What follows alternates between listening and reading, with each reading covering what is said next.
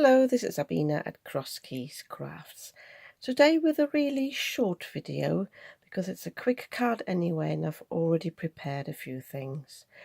This is a card I've just seen on Jennifer Maguire's channel, and yeah, it's so easy that I decided I'm going to copy this. I'm going to go for this. My main bits though are making it really easy because I'm using this paper pad. I've shown you this before. This is from B&M and it's got lots of lovely pattern cardstock. And this panel here that I'm using for the card base actually came as one long panel, and then there were two squares of different pattern cardstock here. So I'm just using this as the base. This is 6 inches by 12 inches and I've already scored it in the middle here. I'm making a 6 by 6 card, but you can make any other shape. You can vary this. If I say sorry shape, I mean size. I even thought about making this a 6 by 4 card, but I'm leaving it at this big size. So that's my card base, and I've just shown you that this topper here, that's from this sheet here, and I thought the colours go nicely with this, so I've cut this out as a small circle. But because the pattern cardstock didn't really pop or didn't really show on the background here, I decided to go a size bigger and have some plain cardstock underneath, which I think looks really nice. And this size now is important for me. You can use any sort of shaped die. Jennifer Maguire used a heart. I think it was even a scalloped heart in her video. I just went for a circle to keep it plain. And as you can see, I've already decorated my topper as well. This is a little stamp here from this stamp set that is still available. I'm going to link to that below. A little treat for you. I've mentioned that in at least one of my videos before. I sometimes like to give away vouchers for afternoon teas or tea and cake, or coffee and cake, so I thought I could use this as a card. And this die here, this little one, I'm not even sure where this came from, but it cuts an outer bit, which again I cut in the pink cardstock, and the inner bit was just the right size for this stamp then. So, and then you need another little piece of cardstock. This is just from my scraps. This is 4 inches by 1.5. Again, it doesn't have to be this width, but 4 inches is a good size. And you score this at 1, 2 and 3, and then fold it so you can have a square tube like this.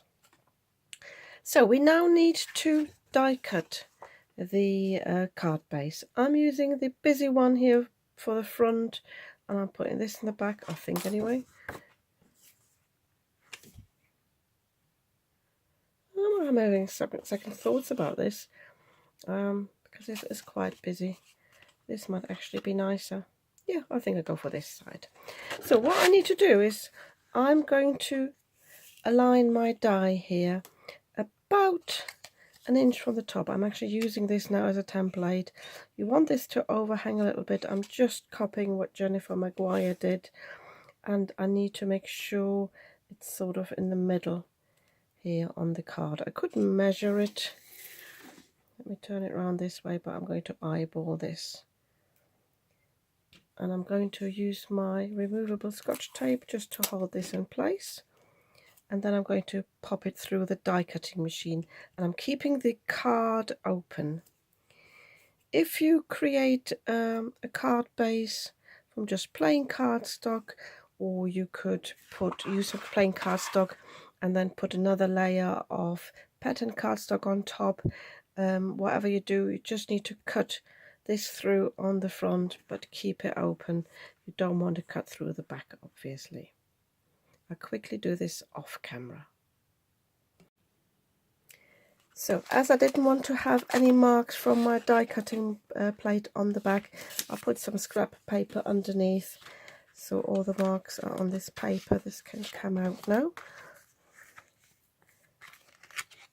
I can use this for a different project. I decided to go for this, as I said, because it didn't pop enough. If you wanted to, you could just use the bit you cut out as the element that you use for the front. Don't have to cut a separate piece. You will see in a moment what we're creating anyway. So now we need to glue this thing down. So I'm going to use my Cosmic Shimmer glue. This is a quick grab glue.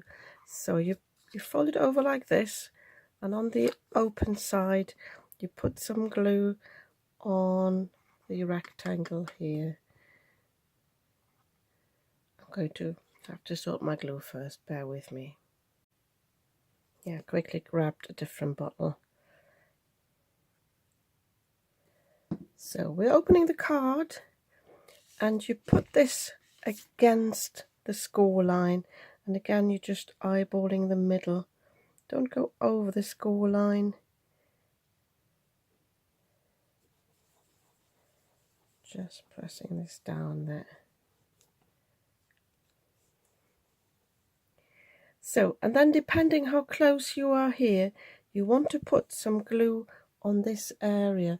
Jennifer Maguire marked it. Let me get my pencil. So you're basically marking here, and her element was going a bit higher. That's why she didn't put it on here, because you'd really just want it in this area. So, and then you fold this over and press this down. So I'm leaving this for a minute to dry, and then I'll be back.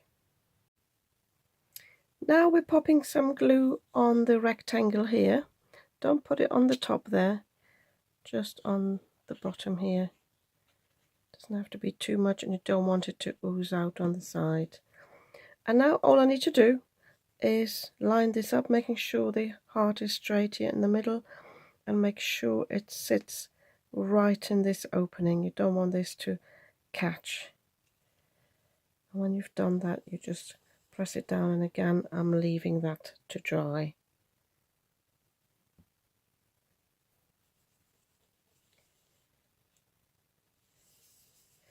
So I've got from this here, I've got a few hearts left. I've got this one here, I've got the white frame here on the side, but I don't know if I want to use that, so I could embellish the card a little bit. I cut some other hearts as well that I thought I might use, quite like this actually, or just the little one there. I think I'll just use the little one. I can use these for the inside or for the envelope. So whilst that bit is drying here, I glue this down, and that's all there is to it really. I'll show you in a second what this mechanism does. So I'm hoping this is dry now. So when you open it now, this element pops up. Can you see? And I think that's quite cool. I'm just having second thoughts about this for my card base. I think this is a, let me just check the pad. I think this is a 220 GSM, but it could have been maybe a bit stronger. You probably have a bigger effect the stronger your card base is. But yeah, it's quite nice actually. Got a bit of a spot there on the back, but yeah, I think this is really cool, really quick, can be really effective, and a very versatile card because you can use any sort of topper, any theme. This obviously is nice for Valentine's Day. Maybe many crafters make Valentine cards at the moment, but yeah, I think this is really cool. If you think so too, you might want to give me a thumbs up, and if you'd like to see more of what I'm creating, you might want to subscribe to my channel.